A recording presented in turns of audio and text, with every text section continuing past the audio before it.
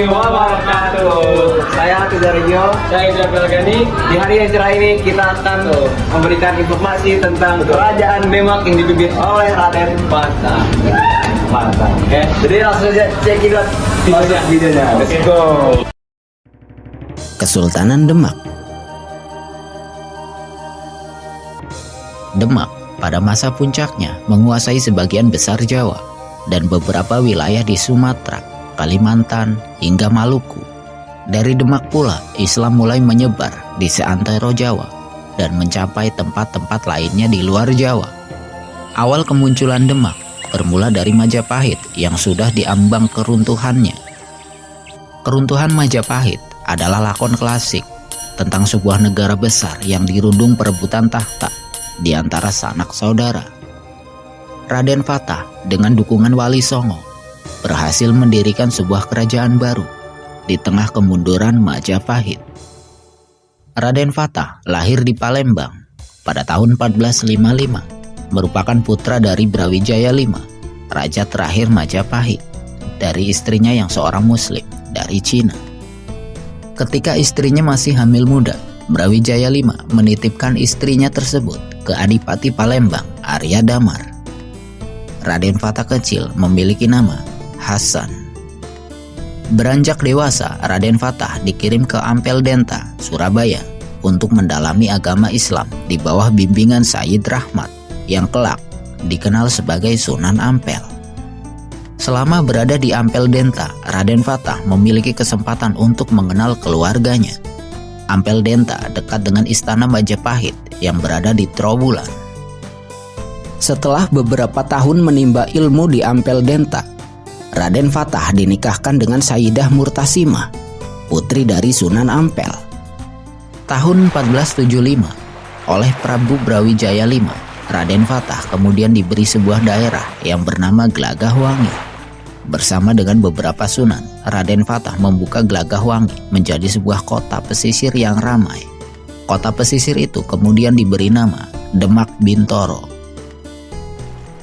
Demak pun tumbuh menjadi kota pesisir dengan pelabuhan yang ramai. Raden Fatah kemudian menjadi Adipati Demak, sebuah kota pesisir nan besar, pertemuan dari kebudayaan Hindu dan Islam. Ketika Demak semakin berkembang, perang saudara justru melanda ibu kota Majapahit. Perang saudara itu pun mempercepat Majapahit yang semakin rentah menuju lubang kuburnya. Setelah Majapahit runtuh, Demak pun mengambil alih kepemimpinan. Tahun 1478, Raden Fatah dilantik oleh para sunan anggota Wali Songo menjadi Sultan Demak. Sebagai identitas kota muslim, maka Raden Fatah bersama para sunan membangun sebuah masjid besar di tengah kota. Masjid besar itu dikenal sebagai Masjid Agung Demak. Raden Fatah memimpin Kesultanan Demak dengan didampingi para sunan yang dikenal sebagai Wali Songo. Runtuhnya Majapahit membuat semua wilayah bawahannya menjadi kerajaan-kerajaan yang mandiri. Kesultanan Demak di masa awal tidak serta mewarisi wilayah Majapahit, hanya berkisar di beberapa wilayah di Jawa bagian tengah yang menjadi wilayah kekuasaannya.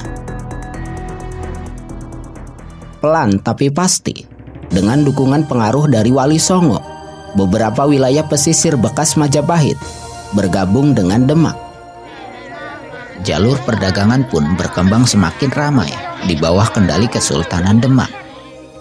Raden Fatah lebih banyak bergerak dalam pengislaman di Jawa daripada perluasan kekuasaan.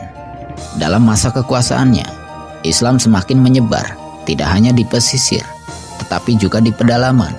Wali Songo berperan besar dalam proses Islamisasi Jawa. Ketika itu, Demak merupakan sebuah kerajaan yang lebih banyak berperan dalam penyebaran agama Islam.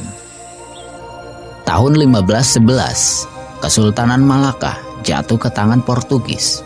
Jatuhnya Malaka membuat kerajaan-kerajaan di Nusantara menyadari sebuah ancaman di depan mereka, penjajahan oleh bangsa Eropa. Kesultanan Demak tidak tinggal diam. Tahun 1513, Raden Fatah mengutus putranya yang bernama Pati Yunus menyingkirkan Portugis dari Malaka. Sekitar 100 kapal perang dengan 5.000 prajurit berangkat menyerbu Portugis di Malaka. Penyerangan Demak ke Malaka ini membuat Patiunus mendapat julukan Pangeran Sabrang Lor atau pangeran yang menyeberangi Laut Utara. Serangan Demak yang dipimpin oleh Patiunus tersebut gagal. Namun Demak tidak melakukan serangan lanjutan, tetapi memperkuat pertahanan di sepanjang pantai utara agar Portugis tidak masuk ke Jawa. Tahun 1518, Raden Fatah menutup usia.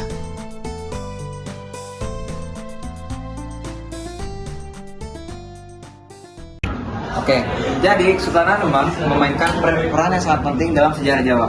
Kenapa? Karena dia adalah Sultanan Islam pertama di Jawa. Lalu penyebaran agama Islam di Indonesia memiliki pengaruh ekonomi dan politik yang sangat signifikan di Indonesia. Ya, terima kasih telah